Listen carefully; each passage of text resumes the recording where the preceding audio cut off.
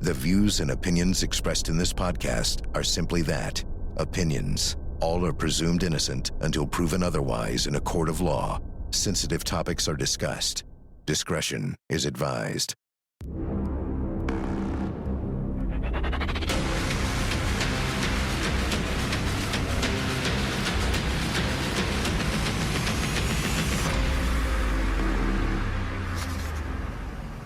I'm Vinnie Politan. The subject of my investigation is the Bahamian love triangle murder plot. Former beauty queen Lindsay Shiver married her rich college sweetheart, Robert Shiver, but is accused of plotting with her Bahamian lover to murder him. Here's the story. From the outside, everything seemed amazing. Former beauty queen and cheerleader Lindsay Shiver married her college sweetheart, Robert Shiver. He was a football player at Auburn and came from a family with lots of wealth. Life was good. The good-looking young couple had 3 boys and lived in a sprawling $2.5 million home in Thomasville, Georgia.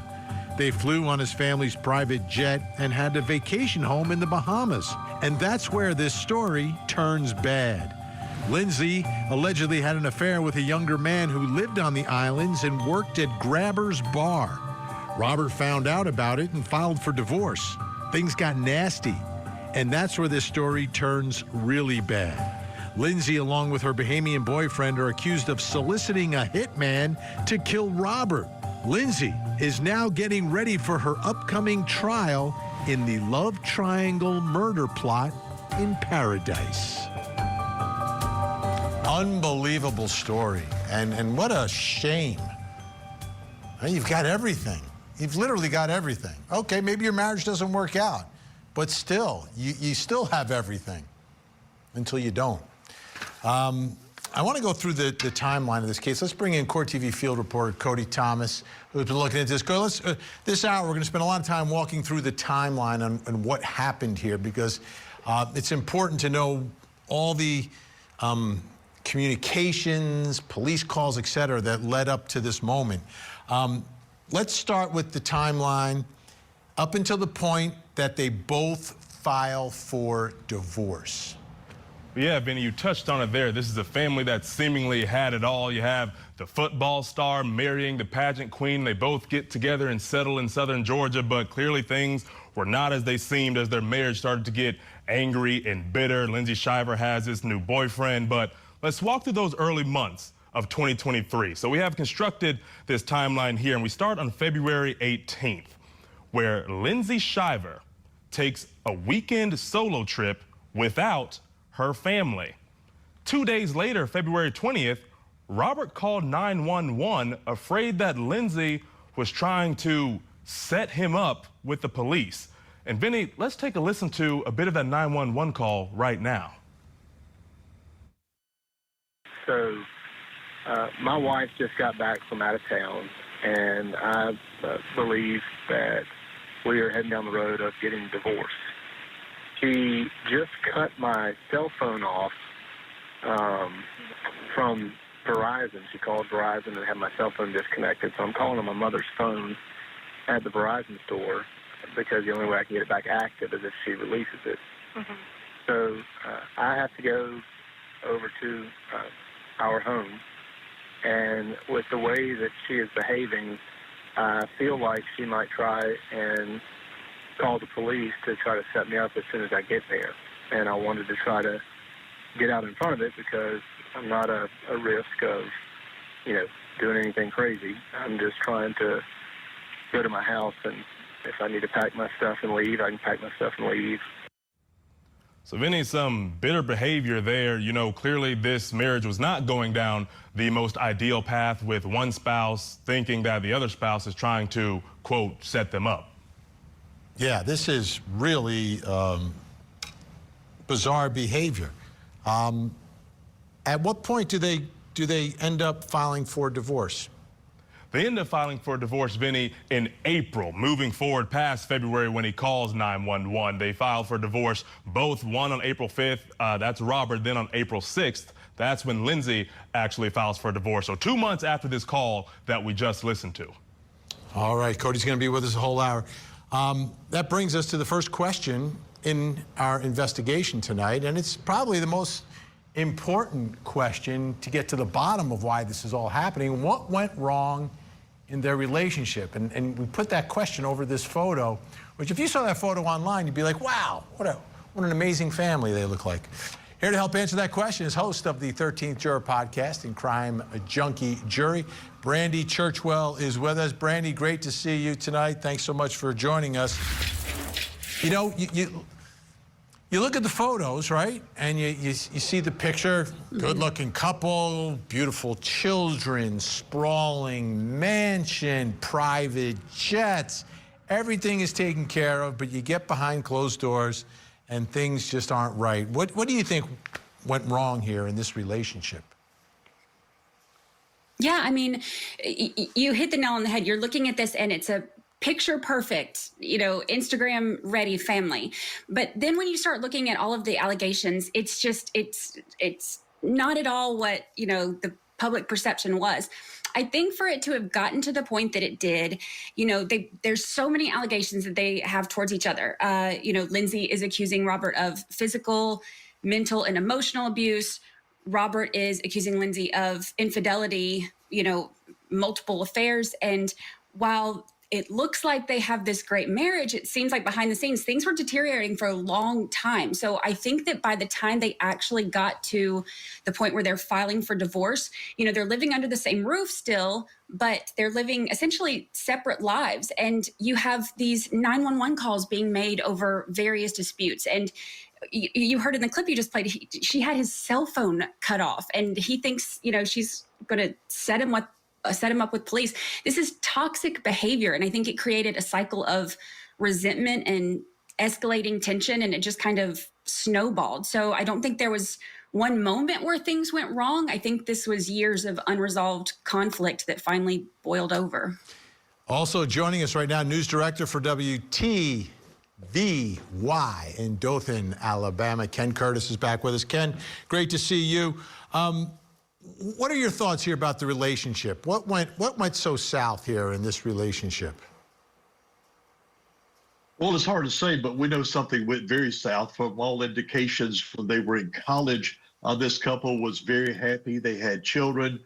People who knew them thought they were a very happy couple, and then something changed. I don't know that we ever have the answer to what changed here, but they're just like any other couple. The dynamics of a marriage do not necessarily stay the same. So just like any other couple, Vinnie, the point is that there's a lot of couples who have marriages fall apart just like they do. These people, though, are in the public spotlight, so they get scrutinized about why it deteriorated, but it may be as a good many marriages do. Yeah. And you mentioned college. So, I look at the relationship, and it seems like, they fell in love at a young age. I mean, years ago, it may not have been a young age, but for, modern days, that's kind of young. Your college sweetheart, your high school sweetheart. And I guess maybe they sort of grew apart to a certain extent. Do we know much about her, Ken? Did she work, or was she, at home, basically it's a full-time thing, 3 children. You're no longer you're playing zone at that point, but was that what her time was spent doing most of the days? I think Vinnie, most of her time was spent doing that. Also, when you talk about the couple, you remember, you must bear in mind, both of them came from fairly, if not wealthy, certainly comfortable backgrounds. So they had pretty much what they needed. She did raise the 3 children. But now she's talking about through her attorney. I read a report today that she wants the ankle bracelet or ankle bracelet around her leg. She wants it off because she wants to go to work as a model. Yeah, that's an interesting twist, right? Brandy, so what are your thoughts here about the fact that these two are under the same roof? They know they've got young children. They seem to be presenting as a family, but living very separate lives. Because we look at that timeline Cody was taking us through. She takes a solo trip on the 18th. So I think by that time, this thing is broken already. Yeah, I cannot stress enough, if you are in a toxic relationship, living under the same roof is not a good idea. And it's not like they didn't have the means to have separate living spaces. So I don't know why that was the situation they chose. I think that probably had a lot to do with how toxic the situation got and how much it spiraled. You can see on body cam footage from one of the 911 calls when, she was not going to be allowed on the private jet. She even says, this is a weird situation. I'm living here in the house with him, but we're actually separated, going through divorce.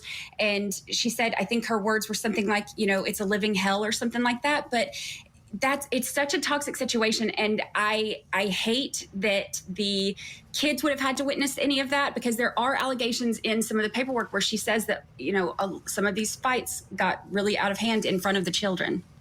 And Ken, she's from Alabama, correct? And he's the one from Georgia. So at that point, when things are breaking up, for her to be with her family, she'd have to leave the state. She would be nowhere necessarily near him or the kids, and it might be a little more complicated. Well, she is here in Alabama. In fact, we occasionally will hear about her sightings or people seeing her around town. In fact, a couple of weeks ago, someone said, I saw her at a Mexican restaurant. From all accounts, though, you remember she came back home from the U.S. after her arrest on bail, and then the judge put her back in that Bahamian jail, and then she got out again. I can tell you this, from all accounts, she's taking a much lower profile than she did that time. From here to Thomasville, Georgia, where her estranged husband lived, is only about an hour, 25-minute road trip. So they're close enough that, she's not really that far from him. But we hear about her around town, and the case here is just not really talked about as it was when it first broke. It's kind of forgotten, so to speak. Yeah, until the trial happens, and that's around the corner. All right. If the trial happens, Vinny, That's true. All right, our guests are staying with us. We got much more to get to. Coming up next, is the bitter breakup a viable motive here? Where's your husband been staying? Oh, at my house. Okay. It's a lovely situation. The Court TV podcast will return. Listen, please move it in. Behind the bar. Lindsay, any comment for your family back home, your boys? How about Robert? Any message for Robert? Where are you staying here on the island? Lindsay, you want to say anything about the allegations? Any message to Robert or the boys? Matt Johnson chasing Lindsay Shiver down in the Bahamas. What a case. Let's bring back in Court TV field reporter Cody Thomas. Cody, we're going through this timeline. Let's move now to the month of April and what's happening in April.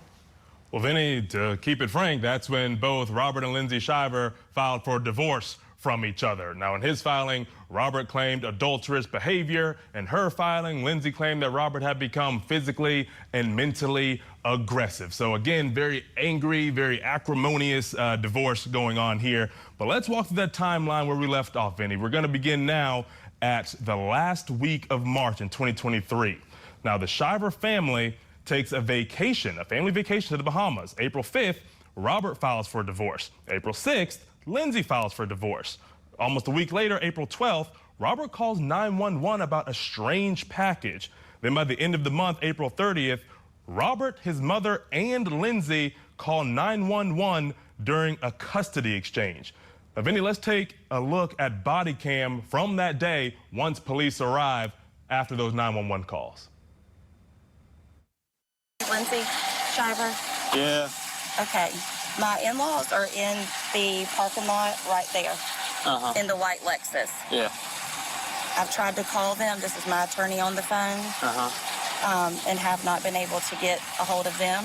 But that's what I was calling for, was for y'all to come meet with me, because I'm trying to meet up with my husband right now. So we're headed home, and then I get the message that he's dropping them with his parents, who have no rights. Okay. So as a witness for me, that's why I called y'all to meet me at his parents' house. You called? I called. I was the first one to call. The whole reason we're here is they said that you were following them, and they said you were harassing them. And, let me read it. I'm pretty sure they said threatening them, but if you didn't talk to them, then... I didn't talk to them at all. They were saying that you were following them, obviously, and that you got a gun, which isn't illegal. It doesn't No, it don't, though. It doesn't matter, though. But I don't. And, oh, my God. yeah. Oh, so, my God. Your mother-in-law, something is... She's freaking out, apparently. She's hypomanic. But she has a mental issue. All three of the people in the car have mental issues. Yeah. They don't need my kids. Yeah. Yeah, they're saying the same thing. Y'all don't know her. You don't know her like me. No, I don't know her. So it's not a good environment. It's a toxic environment, and it's. Well, I mean, considering not just you, but her own mom saying the same thing, I'd be inclined to believe it. We were headed to where our big home is up for sale because Robert was going to bring the kids and let us see him because Lindsay was not answering their phone calls all day today. So they thought she killed herself, to be honest, and had taken an overdose or something. Now, Vinnie, this is all after that 911 call that Robert made about Lindsay supposedly setting him up. This is after a family vacation, and clearly we can see those weeks after that family vacation were a little less than ideal. Absolutely. All right. That brings us to the next question in our investigation. It's about the nature of this breakup.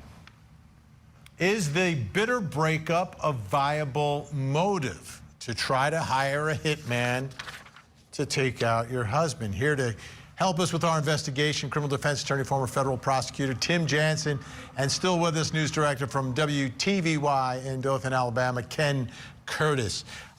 Tim, what are your thoughts here about, is that a viable motive? You know, whether you're arguing in front of a jury or a judge, you're in a courtroom and you're saying, this is why she wanted to kill him. I mean, there are just, you know, unfortunately, thousands and thousands of breakups in our country. You know, unfortunately, most of the murders you see now, Vinnie, are because of a breakup. It's usually about money, not really the kids. But what the usual one is where the husband has a new girlfriend, he's killing the wife. And he does that because the divorce is going to take half the money, kids are going to get split up. Most laws give equal custody. But now in this case, you have the wife who's living this life of privilege. She wants to take on the family plane. She wants to go to the family Bahamas home. She wants to have her own trips to the Bahamas. So she has every reason to want to keep or have him killed, right? Because you might have insurance money. He was an executive with 3 young kids. So there's probably money there. She'll keep the big house. It's a lot easier than a nasty divorce if something happens to him. Ken, what are your thoughts here? And you know a lot about her family and her situation. I mean, and the question, it comes down to this, right? It's like, you know, bitter divorce versus like just hire a hitman and be done with it. Yeah, but where's the motive on that? I mean, she comes from a affluent family here. My perception is there would not be money problems, whether she's with Robert Shiver, whether she's away from Robert Shiver, or whether Robert Shiver is dead. I don't think the money was all that big of an issue, given her family connections here in Southeast Alabama. So, Tim, as we continue to look at this situation, right, and there's, you know, layers to what's going on here with the family back and forth. And it seemed in that body cam, one of the things I took away from it was her family was questioning her mental status. Like they were fearing that she might take her own life. And I think they even referenced that her own mother was fearful to a certain extent of that. But she's turning around and kind of saying the same thing about them. Do you think that's any part of what's going on here, that there are some potential mental health issues? Well, certainly there can be, but I think both sides, look, the parents are going to protect their grandchildren and their son. She wants to protect her children. She says that she doesn't want her children around what's going on, but yet she wanted to get on the plane that time and go see her lover.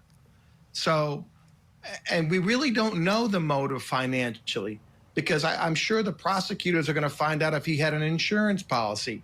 What was the insurance policy? What was his will? You know, those are all key facts that have to be considered. Now, normally people don't kill each other when they really should just get a divorce. But I think her actions really start after she's got this lover, some text messages. And sure, you know, we all go to a baseball game and we'll yell, kill the bum, right? Kill the guy. You don't mean it. But in this case, she did a little more than that. She had this lover's friend. She got mad she couldn't get on the plane. She texted her boyfriend, sent an email on her WhatsApp, but she also sent a picture of him and said, kill him with a picture. That's a little more than just blowing off steam.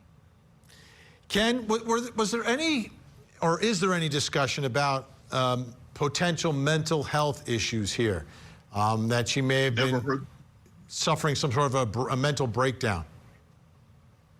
No, and then obviously you could tell. I mean, there's obviously issues, what were issues in the marriage, but to say there were mental issues, I've never heard that suggested by anybody. There may be beyond that relationship issues. She may have issues with relationships. Remember, there is a man awaiting trial here in Alabama on charges that he abused her. So that's another potential relationship problem there. Absolutely. Ken Curtis, always great to catch up with you. Thank you so much. Great to see you. We'll be speaking as we get closer to perhaps a trial in this case. Tim Jansen's going to stick around. Still to come. Did Lindsay Shiver really want Robert dead? Now, back to the Court TV podcast.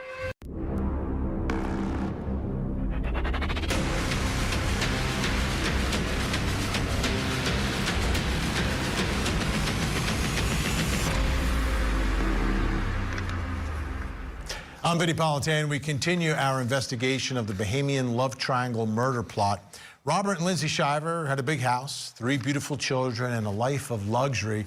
But now Lindsay has been charged in the Bahamas with plotting to murder her husband, Robert, along with her Bahamian lover. Here's the story. Lindsay and Robert Shiver seem to be living a fairy tale life together. At Auburn, he was a football star and she was the cheerleader and pageant queen. They got married, started a family, and had 3 wonderful boys. They lived in a sprawling mansion in Thomasville, Georgia, and flew a private jet to their vacation home in the Bahamas. Life was good. Then, Robert allegedly caught Lindsay having an affair with a bartender from Grabber's Bar in the Bahamas. He filed for divorce. She filed for divorce. But they continued to live together, and 911 calls were made to police. Then, on July 16th, she allegedly sent a message with her boyfriend to another man to have Robert killed. Now all 3 are charged in this murder plot in paradise, and everyone is wondering if this former cheerleader and beauty queen will spend decades behind bars in a Bahamian prison. And we've been going through the timeline of events that led up to this alleged murder plot. Let's bring back in Court TV field reporter Cody Thomas. All right, so let's go to the month of July now in this timeline. And it seems there's a little more interaction with law enforcement. Just a little bit more, Vinny. This is when things start to amp up and get just a little bit more angry, a little bit more bitter. So let's take a look back at our timeline here in July of 2023. On July 16th, Lindsay calls 911 over a private jet dispute. This is a dispute where she wanted to take the jet to see her new boyfriend, and Robert Shiver said, nah, that ain't gonna happen. So let's take a look at when police arrive to the house. So what's going on? Y'all are separated, or what's the deal? We have filed for divorce. Okay. Living in the same house. It's hell on earth, as you can imagine. Okay. But anyway, woke up this morning. We have travel plans to leave. Mm-hmm. And he's insisting that I don't go. Okay. And then I have my keys. He moves me out of the way, starts trying to unload my car. Tells me he owns the car, he owns the rights to it. Just got super aggressive, and that's when I called immediately because he's been physical before, and I'm just not doing that. So are you just wanting to leave? Or is he supposed to be going with you? Yeah, we're supposed to be going with our kids. So what's going on this morning? So for the last 3 weeks, maybe longer, she's had her couples trip planned with her boyfriend to go to Key West. Okay, but she just said you're going. That was to Key West. They don't. I'm taking my kids, my 3 boys, to the Bahamas. This is Our kids. Our kids. Yesterday, she sent a message saying that she's going to change her plans and now get on the airplane with me and the kids to go to the Bahamas. But I own too, and by when the we way. land, she's going to go to her boyfriend. Elsewhere. And me and the kids are going to our house. And I told her I'm not supporting that. And you're not getting on the airplane. That can mess with the kids' heads. And it's just something we're not going to do. What a problem to have, right, Vinny? Arguing over who gets the private jet. Now, we go back to our timeline. We're still in July, and this is still on the same day, July 16th. Lindsay allegedly sends the kill him text to the hitman who was childhood friends with her lover, her new boyfriend, a man named Terrence Bethel. Now, Terrence took it upon himself. He did an interview with ABC News. Here's a few quotes of what he told ABC News during that interview. He said, "I'm definitely not guilty of conspiracy to commit murder. And Phalo's not guilty of being a hired hitman either. It's time to let the world know we're innocent." She sends the picture that was just sent to her. When she found out that he was there and the kids were home, that's when she was like, kill him. Whenever she gets into an argument with him and she tells me about it, of course I'm livid, but planning to murder him, no. So Vinny, that's, a public claim of innocence there by Lindsay's lover. Now, he referenced the picture that Lindsay sent him. That picture was of Robert Shiver out with another woman in the Bahamas, and it's not clear who took that picture initially, but that is the picture that Lindsay sent to him and the hitman with the caption, kill him. Okay, just to clarify here, Cody, make sure I'm following all this. So the allegation is that the boyfriend is telling her, or she's angry at her husband and is telling the boyfriend that she's angry because the kids are in the house and he's at the bar. That's exactly right. Now, again, we don't know who took the picture of Robert Shiver at the bar arm in arm with this other woman, but somebody sends that picture to Lindsay Shiver. She's complaining to Terrence Bethel, the boyfriend, about this picture. She sends that picture to Terrence Bethel in a group chat with the alleged hitman here saying, kill him. That's how that all went down. Okay, thank you. It's a little complicated, right? It's not straightforward. That brings us to the next question in our investigation, the most important one for the trial, right? Did Lindsay Shiver really want Robert dead? Did kill him mean kill him, or did kill him mean, oh, kill him? Here to help answer the question is host of the 13 Juror Podcast, Crime Junkie Jury, Brandy Churchwell, also joining us, true crime podcaster from Hidden Killers with Tony Bruschi. It is Tony Bruschi. All right, Brandy, what do you think? Did she really, right? The emphasis there is on the really. Did she really want Robert dead? I think that there's so many times when we say things that we don't mean. If this had been a message with, kill him and an emoji or a rolling eyes emoji, like anything else, but it was kill him and a picture of him. And it was sent not just to the boyfriend, but to the boyfriend and the friend who is also the alleged hitman. So it just doesn't look good for her. I think that, intent here is, of course, the central question, and that's something that I think the jury may struggle with. But divorces involving allegations of infidelity and abuse and, loss of access to children, all of that can amplify emotions to extreme levels. But not all explosive messages reflect actual plans. In this case, it doesn't look good, though, because sending that picture along with it and sending it to that group chat with, the other messages, it just, I don't think it looks good for her. Yeah, and Tony, all this is happening. It seems like it's all happening in this very explosive day. of emotions where she doesn't get to fly on the private jet. So she's mad to begin with. What are your thoughts here about the intent of this message? Kill him. Yeah, I think it all comes down to context, and maybe not the kind of context her defense wants to talk about. I mean, this is a woman who speaks the language of entitlement and manipulation and everything that we've seen from her, from the GMA appearance to Inside Edition, the ankle monitor petition so she can be an influencer. It's all main character behavior. It's all look at me behavior. So when she allegedly sent the photo of Robert to Farrah Newbold Jr. with the words kill him, did she actually expect someone to follow through, or was this another dramatic performance, another look at me, look what you made me do, look what you made me say kind of moment, the kind of manipulation where you say the most extreme thing possible to feel powerful, to make yourself the center of the story without ever believing there'd actually be consequences? That is how people, the narcissists, tend to operate. They escalate, they push boundaries, and then often are genuinely shocked when someone actually takes them seriously.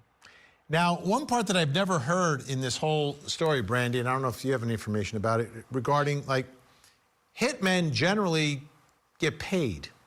And usually there's a discussion. Yeah. Unfortunately, I've covered a lot of these cases through the years of Court TV where, you know, sometimes they're trying to hire a hitman, sometimes it's an undercover, sometimes it's someone else. But usually somewhere in the discussion is money. And it doesn't seem like that is part of what has been made public, at least. I have not seen any information on it either. And it's one of those things that makes me wonder. As soon as I heard, when I first started looking into the story, as soon as I heard about the investigation into the $20,000 missing, that was the first thing that went in my mind. But as things have come out, you know, it's just there hasn't been any information about any kind of money that's been exchanged. So I think that with the conspiracy part, that might be, you know, with the messages. And of course, not everything is public to us yet. We don't know everything that they know. But I think that just based on what we know, the conspiracy looks like it's not looking too good for with that part. But as far as the money exchange, that may be one of the only things that kind of, you know, if they don't have any evidence of that, then that may be one of the things that actually helps the two defendants in the Bahamas. Hey, Tony, when we talk about murder for hire, like it's like you're hiring someone. I mean, he could also just be doing a favor for his friend, but wow, what kind of favor is that? Like the accused hitman is someone who's connected politically down there, like his family's connected. He's like an electrician, he's a DJ, he's got a few things going on. And I'm wondering, are you wanting to see some sort of, okay, well, what's the quid pro quo here? I'm going to kill this guy, but like, what's in it for me? Is it all for love? Is it a do for love situation? or is there money involved? I would like to see money, but we're talking here about a lot of entitled people, including the folks in the Bahamas. And what I kind of get to on this is it's a group of young people, very entitled, that don't seem to understand the gravity of their words and the gravity of consequences that come with those words that are being used if someone were to see these things that they don't want to have seen. My gut tells me this was just very, very early stages in anything. Could it have gone somewhere further? Could there have been those next steps with money? Sure. Or would this have all just crumbled under a couple days of thinking of, yeah, that was really a horrible idea? The problem is it's documented. It's in the texts. There's the kill him message. And now it's going to be up to a jury to determine just how legitimate those thoughts were. Yeah. And you're so right, Brandy, when it's the combination, you know, I could just kill him or kill him, but you're sending a photo of the guy, and it's not just you know, espousing to your boyfriend. There's the third wheel in all of this, and that's the really the part I think that could be a big problem for her. Brandy Churchwell, always great to have you on the program. Thank you so much. Tony's going to stick around. Thank you. Coming up next, is Lindsay Shiver a flight risk? What's your reaction to seeing Robert for the first time today?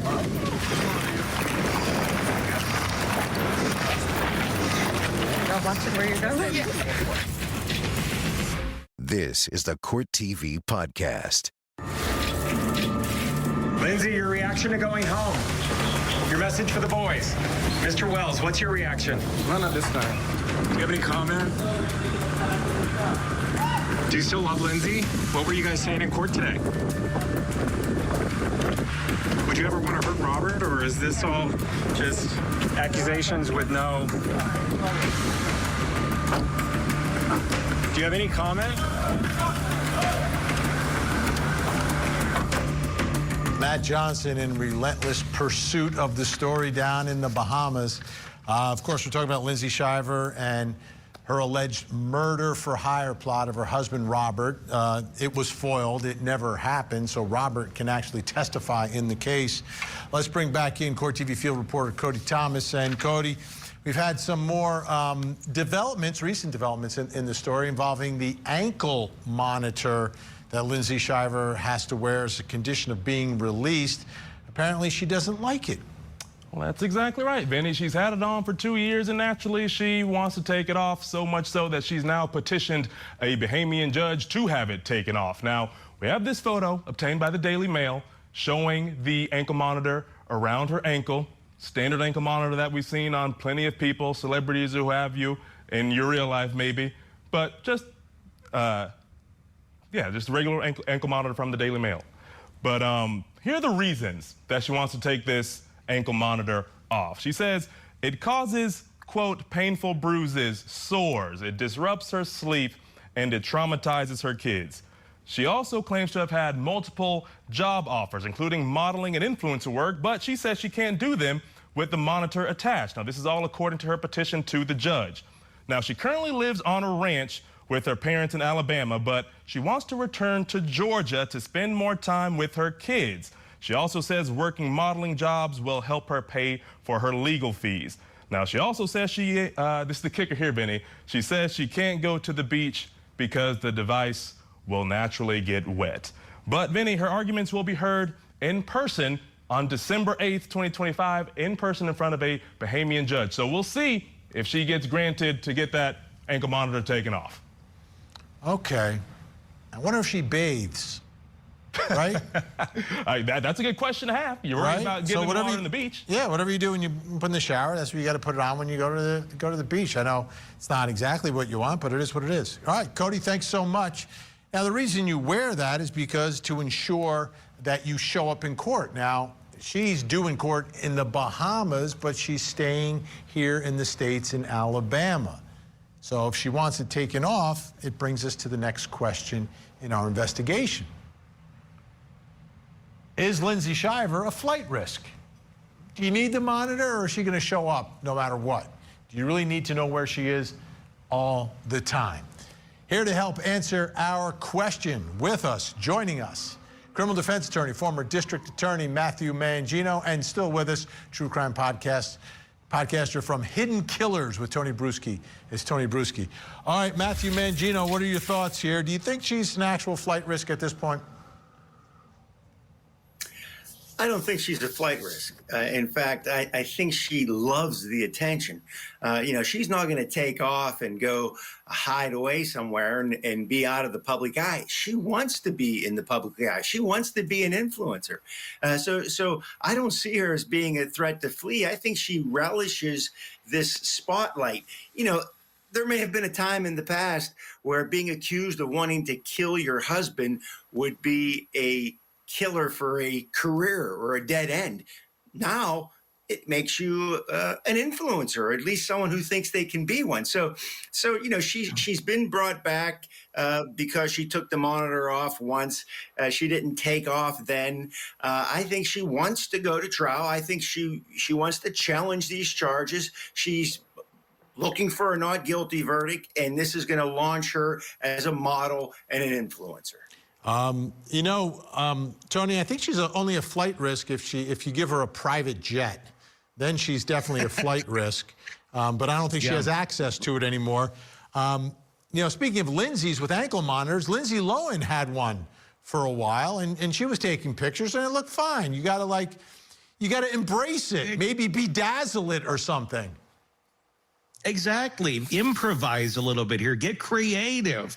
I think it all really depends on her ego if she is a flight risk. Right now, with the way she's playing the cards, standing and fighting is probably the play. She gets to be the wrongly accused woman, the victim of an overzealous prosecution, the mother torn from her children. That's the narrative that she can work with. It's content. It's sympathetic. That's why she's showing up on GMA petitioning for her ankle monitor removal, talking about her influencer career. She's building a brand around all of this. But what happens, though, if that narrative collapses? What happens if the court stops giving her chances and the reality of 60 years in a Bohemian prison becomes unavoidable? That is when the calculation could change. Will it change? Could it? Anything's possible. And someone with resources, maybe private jets, property in the Bahamas, family money, they have options that most defendants don't. So the traditional flight risk question, it's about means and motive. She has the means. The motive depends entirely on which version of the story protects her ego best. Right now, that's the defendant area. But people like this are survivalists above all else. If fleeing becomes a path of least resistance to her self-image, she'll find a way to justify it. She'll be the woman who had no choice because the system was against her. That's what makes her unpredictable. It's not about the rules. It's about whatever serves her in the moment. And that should make any judge nervous. Yeah, and I just hope that she wouldn't be a flight risk because of the 3 children, that she'd want to be around for them. You know, and speaking of the modeling, like, I don't know. I don't think she's going to be a foot model necessarily, right? There's the ankle monitor's a problem there. But, like, we have Photoshop. You can take that. I mean, if I took a picture with my iPhone, I could remove that ankle monitor. So that's silly. She could be a podcaster. There's a lot that she could do. We have about 30 seconds left here, Matthew Mangino. What's your analysis? Do you think this goes to trial? Do you think she gets convicted? Do you think she actually ends up in a Bahamian jail? Well, I don't think it's a great case. You know, you fumble upon these messages in a phone and, you know, do you have a cooperating witness? Do you have something more than these phone messages to build your case around? You know, I wouldn't be surprised if this went to trial and she was found not guilty. I think there's a chance, too. You never know. I don't know the Bahamian system that well. Only the Anna Nicole Smith case. That was the only one we ever covered down there. Big thank you, Matthew Mangino. Great to see you. Tony Bruschi, Hidden Killers. Check it out, folks. It's amazing. All right. People get divorced. It happens. And when you're rich with children, yeah, it gets a little more complicated. Child support, custody, alimony. But inevitably, millions of people figure it out. It's not perfect, but it's not unusual. That's why this whole case is baffling. In a divorce, Lindsay and the children would have been taken care of. Custody would have been shared, and no one, trust me, no one was going to the poorhouse. There was no reason for a murder plot, none. But that doesn't mean she didn't do it. I'm Vinnie Politan. We'll keep digging for answers as the investigation continues.